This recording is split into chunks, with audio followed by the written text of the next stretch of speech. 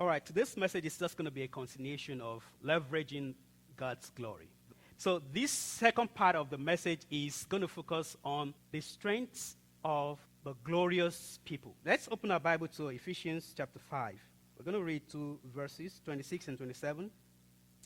I'll try and do a short recap of the first part and create a background so that we can transit into today's message. Ephesians 5:26 says, that he might sanctify and cleanse it with the washing of water by the word. 27, that he might present it to himself a glorious church, not having spot or wrinkle or any such thing, but that it should be holy and without blemish. Let's go to Obadiah. Obadiah chapter 1. It's only one chapter in Obadiah. We're going to read 17 and 18.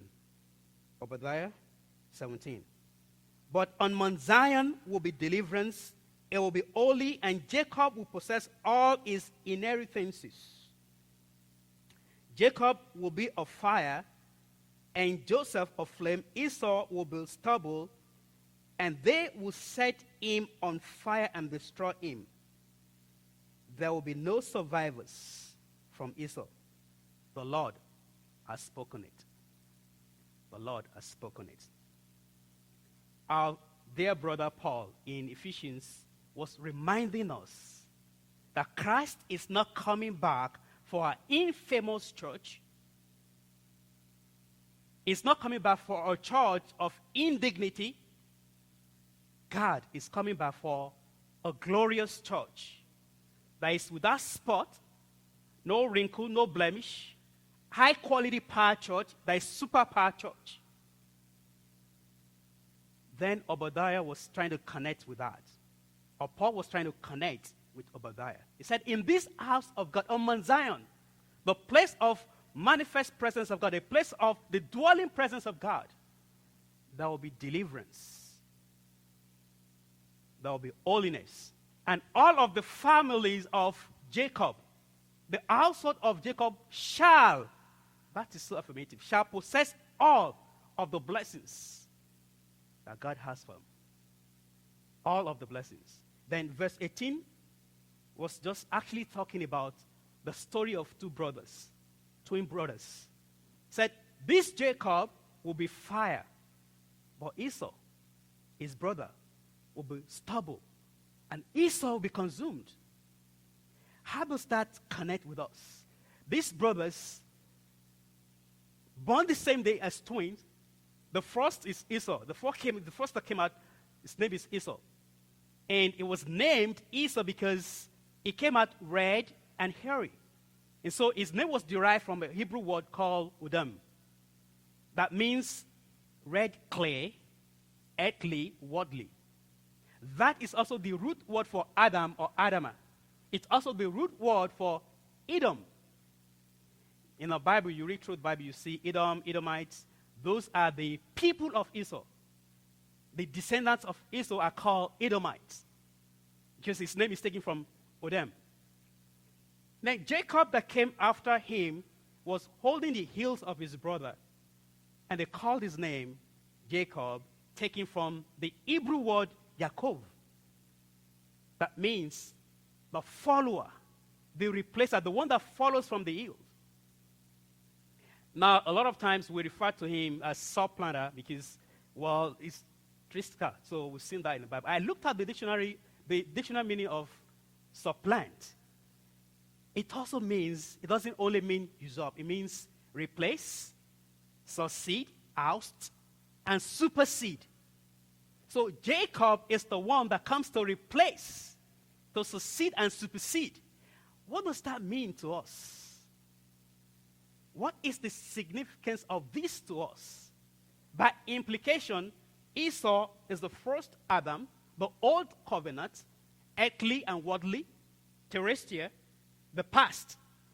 By implication, Jacob is the new covenant, the second and the last Adam, the spiritual, the follower, the one that lined beyond God to make the Abrahamic blessings, Abrahamic covenant of God transferable, transgeneration. That is why today we are the family of Abraham. We are partakers, beneficiaries of that blessings of God. So every one of us today, we are Christians, we are the people that lie behind God and follow Christ. And we are the carriers of the blessings of Abraham through Jacob.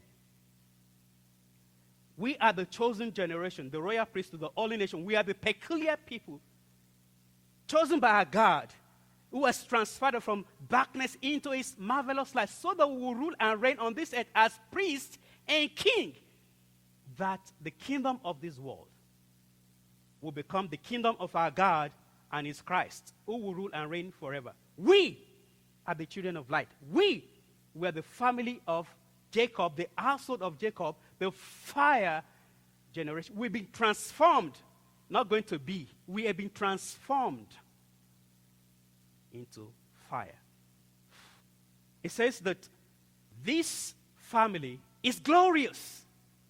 This is the family that Christ is coming back for. And Haggai was talking about this family. He said, look, the glory of this family, this little house, is greater than the former. So we are actually the greater glory people, the greater glory church, the higher power church, the higher power people. Joel was talking about us. He said, look, God said, it will come to pass and I will pour my spirit upon all. Before then, it was not upon all. But now it's going to be upon all. If his spirit, which is the powerhouse of God, is upon all, available to all, that is more power, higher power. Praise the Lord. So, how do we know this? The same Joel, in that chapter 2, verse 31 said, these people, one sign, one of the signs they will see to know that they are the people is that the moon will turn red. How many of those we've seen this year? Already we've seen 2. This year alone, it's going to be 4, right? We've seen 2. So there's no doubt within us. There's no doubt, there's no iota of doubt anywhere that we are those people he was talking about. The same people that Christ was talking about, that there will be signs in the sun, signs in the moon, signs everywhere. And that sign is that the moon will turn red. When this begins to happen, we should know that there is greater glory and there is greater power. So if we're not experiencing that, if we're not encountering the greater glory of God, if we look at the world around us and look like it doesn't look glorious, there is Ebola, it doesn't look glorious.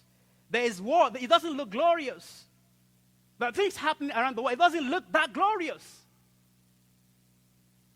That did not change the promise of God. That did not change the prophecy of God. That did not change the plan and the program of God. It just means that we need to look more. Maybe we need another revelation. Maybe we need another strategy to realize that we are actually the people that should be manifesting the greater glory of God. In business, strategies formulation starts with evaluation. They want to do analysis, diagnostic analysis that will throw up strengths, weaknesses, opportunities, and threats. When you know the strength, when we know our strength, we can build on the strength, we can leverage the strength, and it is a lot easier to see opportunities, to identify opportunities. So what are the strengths of these greater glory people? Let us go to Joel. That same chapter 2 in Joel. We're going to read, because of time, as fast as we can, skip some. It actually should be 1 to 11, but we'll just read some part of it. So I like some critical points.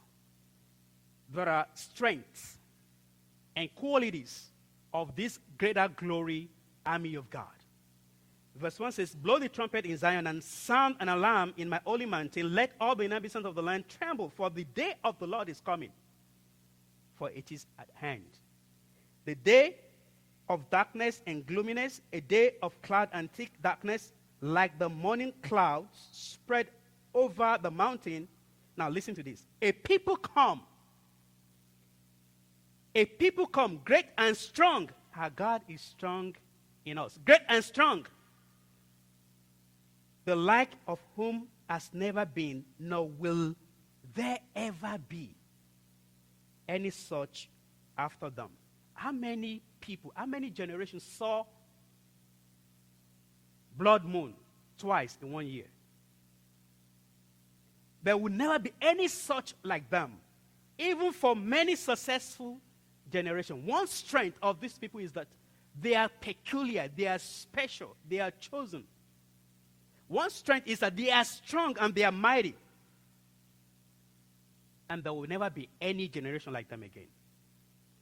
Verse 3 says, a fire devours before them, and behold, behind them a flame burns.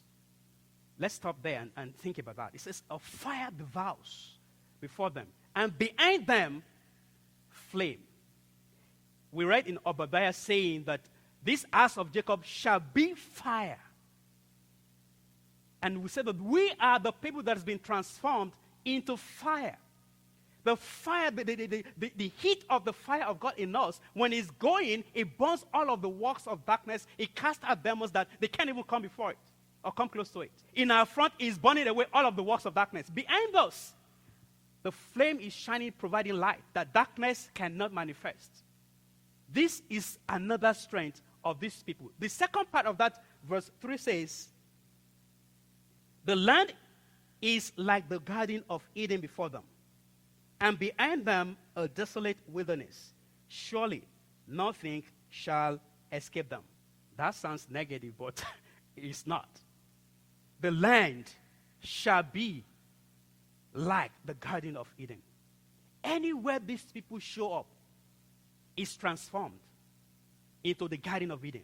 It's transformed to a place of life, a place where the rivers of living water is flowing, providing healing, providing deliverance, providing victory, providing prosperity. Anywhere they show up, the influence of God on them, the glory of God on them will transform the place to the garden of Eden. Think about Jacob in the house of Laban. Laban knew so much that the reason I have become so rich, super rich, stupendously rich, was because Jacob came. And he said it to him, look, I have been so blessed. Your God has blessed me. So I want to keep you. Tell me what you want. You want my daughter? Okay, 7 years. Because I want to keep you he didn't tell him that part. I want to keep you as long as I can keep you. I've been blessed because of you. The influence of God upon you, the glory of God upon you has blessed me. 7 years came. I want to keep him for as long as I can keep him. Let me trick him. Give him what I didn't promise him, so I can keep him here till as long as possible. Then another 7 years for Rachel. And after they said, okay, now just tell me what you want. I'll give it to you. Because I want to keep you for as long as possible. The influence of this army of God, the glory of this army of God will change the environment. When they enter, they don't need to touch anyone for darkness, for demons to scream and run away. They don't need to lay hand. Demons will begin to fly out and run away. We can't finish all of the strengths, but these are some of the strengths. Let's go on. Verse 4 says, the appearance is like the appearance of horses. These people, their appearance, the way they look physically, is like the appearance of horses, and like swift steeds, so they run. These people are going to be so strong that their strength is measured in horsepower. Hallelujah. So strong that nothing can break them. No situation, no circumstance, no trial, no tribulation can break them. They will be so strong. And their strength, like the horsepower. Verse 5. I think this will interest Paul. With a noise like chariots over mountaintop, they leap. When you're hiking mountain, it will be no stress. Just leap and climb that mountain easily because you're so strong. We're so strong. I mean, this is still describing the kind of strength we have. And it says that when they run on that mountain top, the sound is like the fire burning. That's the speed of that race. We're so strong. So strong that nothing can compare No sword, no weapon can bring them down. The greater glory, army of God. The greater glory, army of God. Let's skip to 7, verse 7. They run like the mighty men. They climb the wall like men of war. Everyone marches in formation, and they do not break ranks. I want to emphasize this. They have their formation, and those in the military understand this a lot. And they do not break ranks. They don't fall on themselves. They don't heat up themselves. It's not dog eat dog people. Beyond that, they have their formation. Say protocol. Say protocol. Or protocol. They understand these are protocol people. They understand protocol. They don't break it. What is protocol? Procedures, rules, the way we do things. Another word for that is culture. These people, they understand the culture of the kingdom of God. They live by the culture of the kingdom of God. These people, they understand the culture of heaven. They live without breaking the culture of heaven. I know we heard a lot about the culture of honor. That's great. But you know that honor is just a simple, one little tiny bit aspect of glory. Honor, respect, and reward is only a component of glory. The culture of glory is far more than honor. So these people understand the culture of glory. Honor is part of it. So much more is involved in it. There's not enough time to go into all that tonight. We can't do that. But they will never break. They will live consistently by this culture. They will live consistently by the culture of glory. How can we live consistently by the culture of glory without breaking it? How? Except we live daily connected with God. Someone was saying to you today, are you still connected? He said, 2 minutes ago I checked, I'm connected. Except we live consistently connected, knowing that we can't depend on our strength, our wisdom, our knowledge, our might, our resources, because He is the source of all resources. Until we learn to depend absolutely, completely, and fully on Him, living connected, knowing that He is the El Shaddai, the strong and the breasted one, the life giver, the supplier of all the needs of His people, the healer. This is the way we can live connected. This is the way we can live consistently in compliance with the culture of glory. And one big component, one big aspect of this living connected is communication. Prayer. Prayer. Prayer. If there's any day, any time, any season that we must pray and never stop praying, it's now. It is now. If there's any time that we do not want to close our eyes, when our body says, you're tired, give your body rest, the time to speak to that body and say, hey, be energized to speak to God is now. Any time that we cannot allow slumber is now. Time to be awake and be engaged prayerfully, connected with Him is now. Holiday is over. This is a season of warfare. The womb of every revival is prayer. If we want revival in our town, if we want to be that great mighty army of God, that all of those strengths, prayer. Prayer is very, very important.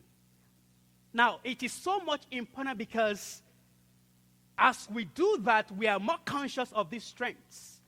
And as we are more conscious that our God in us is strong and these strengths are available, we are more likely to seize opportunities that can apply to the strengths, or that we can apply the strengths to.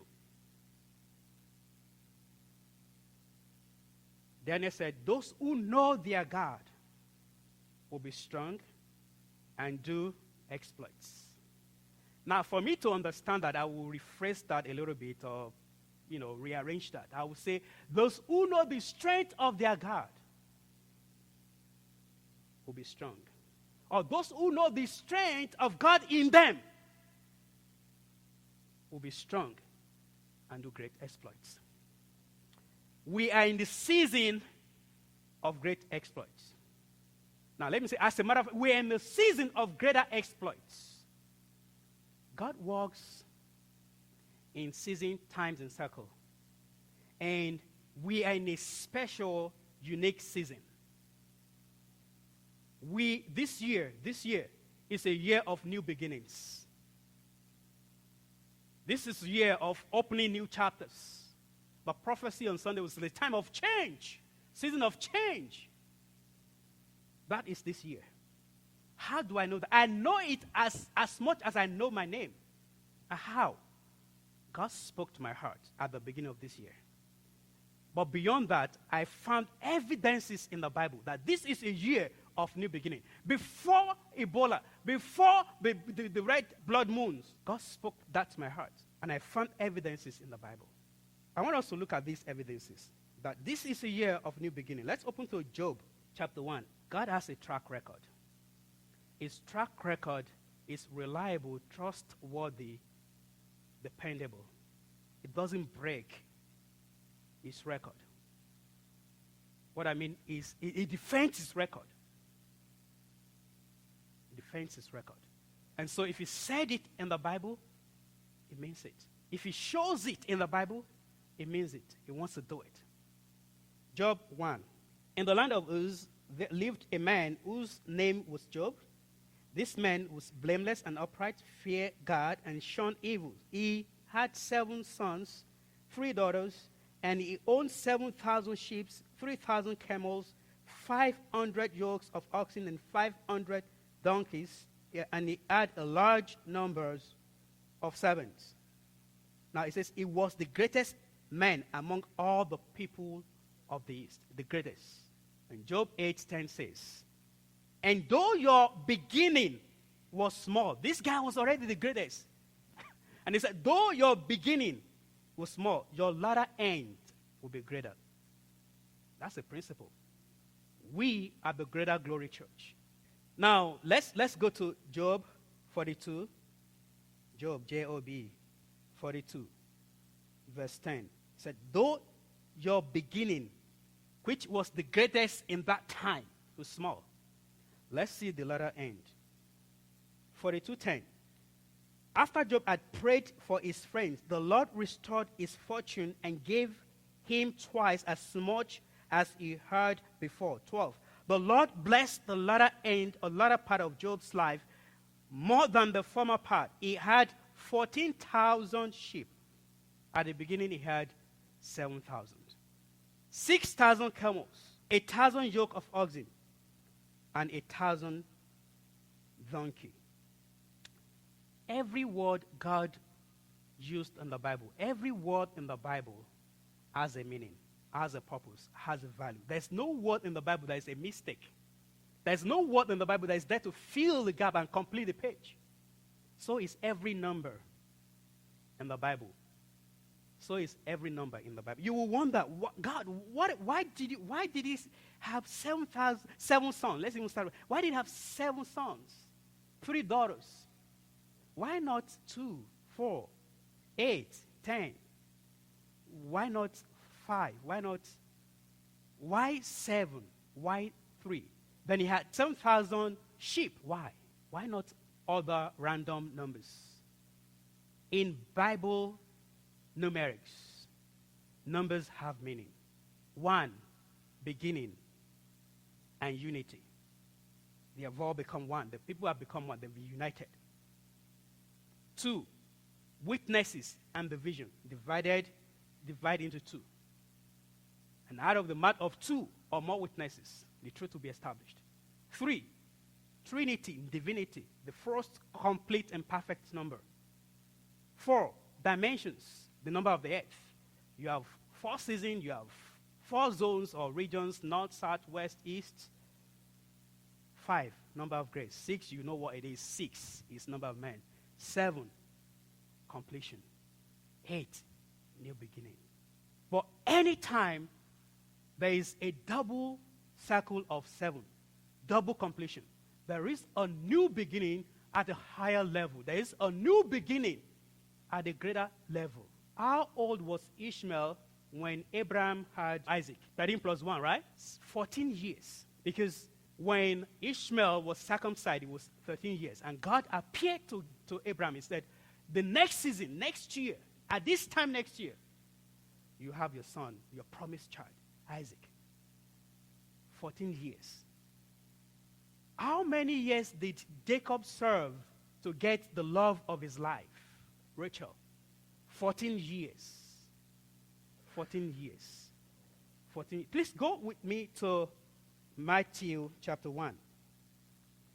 Let's read Matthew chapter 1, verse 17. Verse 17 says, thus there were 14 generations in all from Abraham to David, 14 from David to the exile to Babylon, and 14 from the exile to the Messiah, Jesus Christ. 14 generation, there's a break. 14 generation, there's a break. 14 generation, there's something new happening. It was after the 14th generation that Messiah came, Jesus Christ came. This is year 2014. It is not an accident that things that are happening this year are happening. Anytime there is double completion, a cycle of 2-7, there is a new beginning that is very great, that has great exploits. Galatians chapter 2, verse 1. Galatians 2:1. Then after 14 years, this is Paul, I went up again to Jerusalem, this time with Barnabas. I took Titus along also. I went in response to a revelation and meeting privately with those esteemed as leaders. I presented to them the gospel that I preached among the Gentiles. 14 years spent. It took him to go back again after he launched out his ministry to Jerusalem. But you know what happened after that? There was a resolution that was passed. The case that was discussed is how should the Gentiles behave? Should we can circumcise them? So a resolution was passed in that 14th year. And Paul took that resolution from Jerusalem and started going to churches, the Gentile churches, to show them this is what has been resolved that we should do. It was after that 14, after he left Jerusalem, immediately, if you go to Acts 16, the first thing that happened in Acts 16 is that when he left Jerusalem, after the 14th year, he met Timothy.